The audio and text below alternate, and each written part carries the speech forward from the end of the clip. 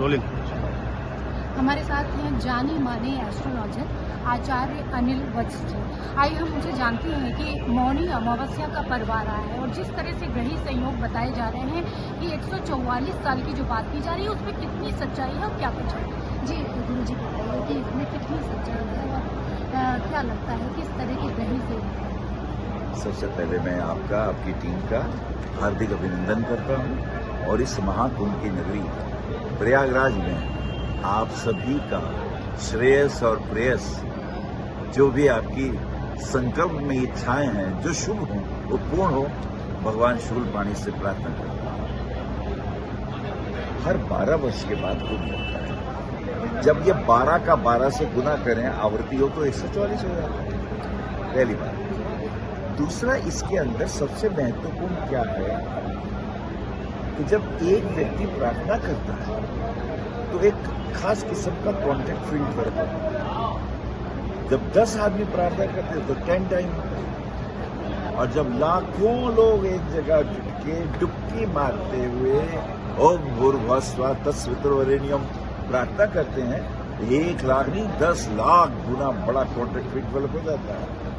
ऐसी स्थिति में यदि हम प्रार्थना करें, हे प्रभु सर्वे भवन्तु सुखिनः सर्वे सन्तु सुखिनः निरामया सर्वे भद्राणि पश्यन्तु मां कश्चित् दुख भाग भवे, या मैं कहूँ हे प्रभु मेरे ये रोग दूर हो जाएं, मेरे ये कष्ट दूर हो जाएं, तो वो प्रार्थना इतनी गुना होके सीधी अंतरिक्ष में पहुंच सकती है और वो तत्काल वो प्रार्थना पूर्ण होती है। डुबकी लगाई नहीं।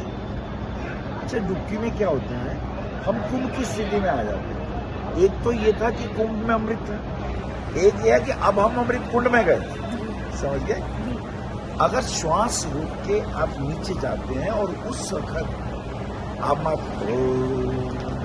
इतना ही बोल रहे तो अनंत ऊर्जा और इस ब्रह्मांड की ऊर्जा और कॉस्मिक ऊर्जा और इतने लोगों द्वारा प्रार्थना की ऊर्जा का मिलन हो जाता है। फिर ऐसे में जो आप संकल्प करते हैं वो इच्छाएं पूर्ण होने लगती हैं।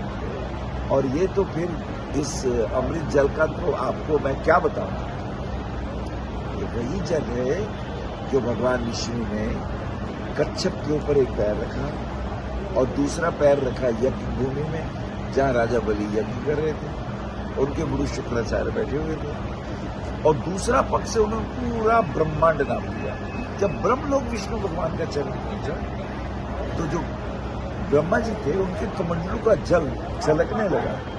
उस अमृतमय जल को जो वेदों की ध्वनियों से रोज अभिमंत्रित होता था, उसको उन्होंने विष्णु के चरणों से अभिषेक किया।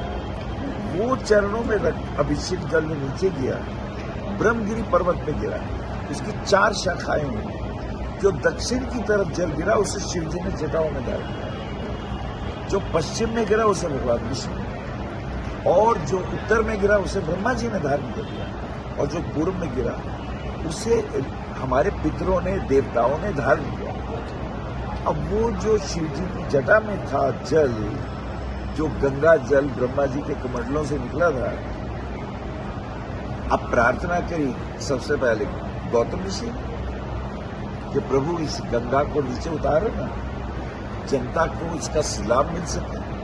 और दूसरी तरफ राजा भगीरथ ने करी प्रार्थना, सगर के 60,000 पुत्र भस्म हो गए थे, उनकी मुक्ति के लिए वो गंगा बहती हुई जो आज यहाँ जिसे हम कह रहे हैं, यहाँ गंगा नदी, यमुना और सरस्वती। गंगा जो कि समस्त पापों को नष्ट करती है, यमुना जो कि यम नियम को सिखाती है, और सरस्वती जीवन में सरसता पैदा करती है। इस कुंभ में स्नान करने से इतना पुण्य उपलब्ध हो जाता है।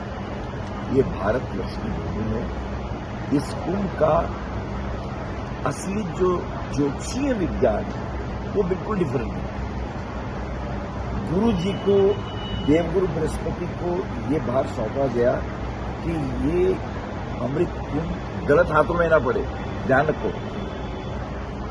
सूर्य देव की ये जिम्मेदारी दी गई कुंभ डूब ना जाए, चंद्रमा की ये जिम्मेदारी दी गई कि अमृत सूख ना जाए।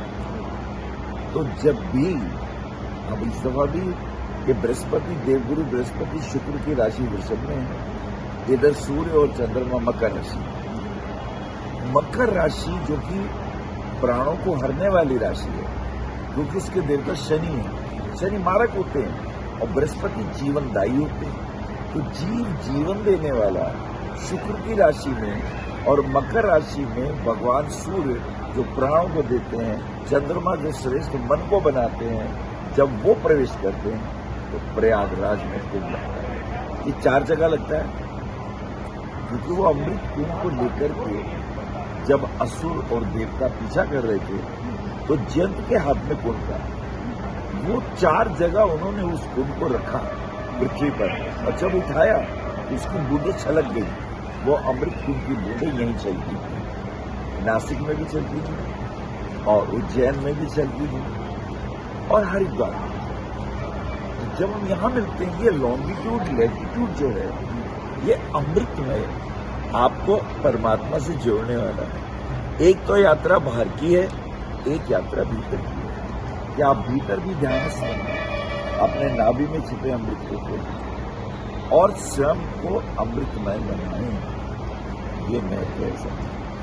तो आपने देखा कि जिस तरह से आचार्य अनिल वत्स जी का कहना है कि पूरे ब्रह्मांड की शक्तियाँ एक तरीके से पृथ्वी पर आती हैं और जो भी इंसान, जो भी प्राणी, जो भी जीव इस समय वहाँ पर त्रिवेणी में डुबकी लगाता है, अमावस्या में स्नान करता है, तो उसे तमाम जो है मोक्ष की प्राप्ति और पुण्य की प्राप्ति और तमाम तरीके की जो है स्वास्थ्य संबंधी सब तरीके की जो है व्याधियाँ दूर हो जाती हैं।